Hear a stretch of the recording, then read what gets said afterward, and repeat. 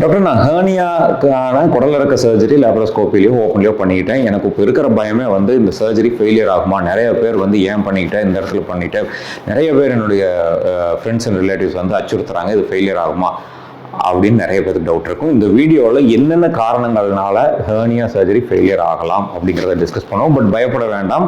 என்ன காரணம்னா <0.1% of the ஹெர்னியாஸ் தான் வேர்ல்டு வைடு வந்து ஃபெயிலியர் ஆகுது. பட் இருந்தாலும் அதுக்குண்டான காரணங்கள் தெரிஞ்சுக்கிட்டா நம்ம அதை ப்ரிகாஷனாக இருந்துக்குவோங்களுக்காக இந்த வீடியோ பதிவை நான் பகிர்ந்திருக்கிறேன். நான் doctor Ashok, Sakthi fertility and Sri Chakra மருத்துவமனை. எங்களுடைய ஹெர்னியாங்கிற பிளேலிஸ்ட் சென்று எல்லா வீடியோக்களையும், ஹெர்னியாவை பற்றின எல்லா வீடியோக்களையும் கண்டிப்பாக பார்த்து பயனடைங்க. ஹெர்னியாஸ் அப்படின்னால என்னன்னா வந்து நம்மளுடைய குடல் வந்து ஏதோ ஒரு இடத்துல தசைகள் வந்து வலுவிழந்து அது வழியாக குடல் வெளியே வர்றதுதான். அந்த வலுவிழந்த தசைகளை வந்து நம்ம உள்ள எடுத்து வச்சுட்டு ஆப்ரேஷன் மூலியமாக அந்த இடத்த வந்து வலுப்படுத்துறதுக்காக தையல்கள் போடப்பட்டு அதில் மறுபடியும் மேலும் வலு சேர்த்துறதுக்காக வளைன்னு சொல்லி ஒரு ஹெர்னியா மெஷின் சொல்லி அங்கே வந்து பொருத்திட்டு வரும்.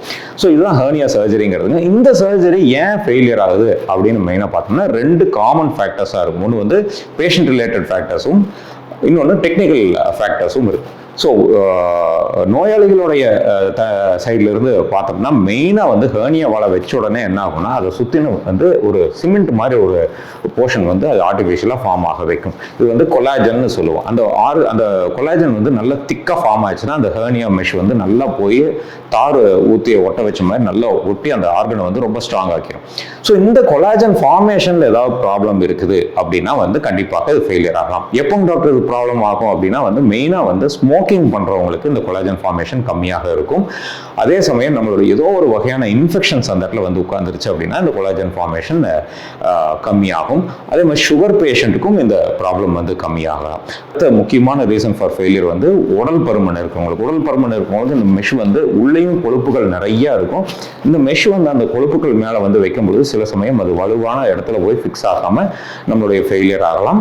அடுத்தது நம்மளுடைய மசில் வந்து ரொம்ப லேக்ஸ் ஆகக்கூடிய ஒரு சிச்சுவேஷன். அதாவது நம்ம ஹெர்னியா சர்ஜரி பண்ண உடனே ப்ரெக்னன்சி ஆகிறோம் அப்படின்னா வந்து அந்த தசைகள் எல்லாமே குழந்தை வளர வளர அந்த தசைகள் விரிவடையும். அப்போ வந்து அதில் ஒரு டிஃபெக்ட் ஏற்பட்டு மறுபடியும் ஹெர்னியா சர்ஜரி ஃபெயில் ஆகலாம். இன்னொரு முக்கியமானது வந்து நம்மளுடைய வயிற்றில் இருக்கிற ப்ரெஷரை வந்து ரொம்ப அதிகப்படுத்தக்கூடிய ஒரு செயல்கள் செஞ்சுட்டு இருந்தோம்னா, லைக் ஒரு தொடர்ந்து இருமல் இருந்துகிட்டே இருக்குங்க டாக்டர், ஹெர்னியாக்கு அப்புறம் மோஷன் போகிறதுக்கு மலச்சிக்கல் ஏற்பட்டுகிட்டே இருக்குது, ஒவ்வொரு நாளும் முக்கி போகிற மாதிரி இருக்குது அப்படிங்கிற ஒரு சூழ்நிலையிலலாம் என்ன ஆகும்னா அந்த வயிற்றில் இருக்கிற இன்ட்ராப்டல் ப்ரெஷர், வயிற்றில் இருக்கிற ப்ரெஷர் வந்து ரொம்ப ஹை ஆகிடும். அப்போ வந்து ஹெர்னியா வளையவும் தாண்டி வந்து ஹெர்னியாஸ் வந்து வர்றதுக்கான வாய்ப்புகளாக அமையுங்க. அடுத்த முக்கியமான காரணம் வந்து நம்மளுடைய ஜிம்முக்கு போகிறவங்க, வெயிட் லிஃப்ட் பண்றவங்க ரொம்ப கரெக்டான டாக்டர் பரிந்துரை பிரகாரம் அந்த ரெஸ்ட் எடுத்தோம்னா அந்த ஹெர்னியா மெஷ் நல்லா போய் அப்பிக்கும். சில சமயங்கள் வந்து ஏர்லியாவே நம்ம வந்து வெயிட் லிஃப்ட் பண்றதோ, ஜிம்முக்கு போறதோ, ரொம்ப ஸ்டர்னஸ் ஆக்டிவிட்டிஸ் பண்றதோ, இது மாதிரி எல்லாம் பண்ணோம்னா அந்த கொலாஜன் ஃபுல்லா ஃபார்ம் ஆகி ஸ்ட்ரென்தன் ஆகிறதுக்கு முன்னாடியே நம்ம ஏர்லி ரிட்டர்ன் டு ஒர்க் வந்துருவோம். அந்த மாதிரி ஒரு சூழ்நிலையில ஹெர்னியா சர்ஜரிஸ் ஃபெயிலியர் ஆகலாம். இதுலேயே டெக்னிக்கல் ஆஸ்பெக்ட்ஸ்னால ஏன் ஃபெயிலியர் ஆகுதுங்கிறத பார்ப்பாங்க.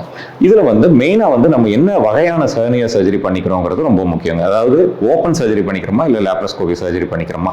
இதில் இரண்டுலையுமே வந்து ஃபெயிலியர் ரேட்ஸ் ரொம்ப கம்மி அப்படின்னாலும் லேப்ரோஸ்கோபி முறையில் ஃபெயிலியர் ரேட்ஸ் இன்னும் ரொம்பவே கம்மியாக இருக்கும். காரணம் வந்து அதில் வந்து உள்ள ஒரு வாட்டர் பாட்டிலில் ஓட்டை ஏற்படுது அப்படின்னா அந்த உள்ள இருக்கிற தண்ணி வந்து வெளியே வரும்பொழுது நம்ம கையை வெளியிருந்து வச்சு அமுத்தினாலும் தண்ணி சில டைம் லீக் ஆகும். அதே கையை உள்ள வச்சு அமுத்தினோம்னா அந்த தண்ணி வந்து நம்மளுடைய கையும் தாண்டி ஒரு ப்ரெஷர் கொடுத்து அந்த ஹோலை நல்லா அடைச்சிக்கோம். அதனால ஹெர்னியாவில் வந்து லேப்ரோஸ்கோப்பில் உள் சைட்லேருந்து மெஷ் வைப்போம், ஓப்பனில் வெளி சைட்லேருந்து மெஷ் வைப்போம். ஸோ இந்த மாதிரி உள் சைட்லேருந்து வைக்கும்போது எச்சா ப்ரெஷர் வர வர அந்த மெஷ் இன்னும் நல்லா போய் தான் அந்த ஹோலை வந்து அடைக்கும். அதனால லேப்ரோஸ்கோப்பி முறையில் பண்ணும்போது ஹெர்னியாவோட ரிக்கரன்ஸ் இன்னும் கம்மியாக இருக்கும். அடுத்தது முக்கியமானது நம்மளுடைய ஃபிக்சேஷன் டிவைசஸ். ஹெர்னியா சர்ஜரியில் அந்த வலையை கொண்டு போய் நம்ம பொருத்தணுன்னு கரெக்டான இடங்கள்ல அதை வந்து ஃபிக்ஸ் பண்ண வேண்டிய சூழ்நிலை இருக்கும். இன்றைக்கி ரொம்ப நவீன உலகத்தில் வந்து அதுக்கு fixation devices like takers, staplers நிறைய இருக்குதுங்க. அது பெர்ஃபெக்டான இடத்துல பொருத்தப்பட்டிருக்குதாங்கிறத பொறுத்தும் அதனுடைய சக்ஸஸ் ரேட் இருக்கலாம்.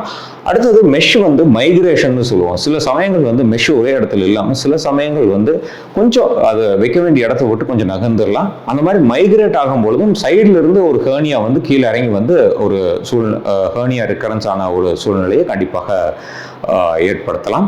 அடுத்தது சர்ஜனோட எக்ஸ்பெர்டீஸும் இதில் ஒரு டெக்னிக்கல் இதாக இருக்கலாம். லைக் ஹை வால்யூம் நிறைய ஹெர்னியா சர்ஜரிஸ் பண்ணிட்டு இருக்கிற சென்டர்ஸில் வந்து தேல் பி ஆப்வியஸ்லி ரொம்ப எக்ஸ்பீரியன்ஸ்டாக இருப்பாங்க. ரிக்கரன்ஸ் ரேட் வந்து ரொம்பவே திரும்ப வர்றதுக்கான வாய்ப்புகள் ரொம்பவே கம்மியாக இருக்கும்.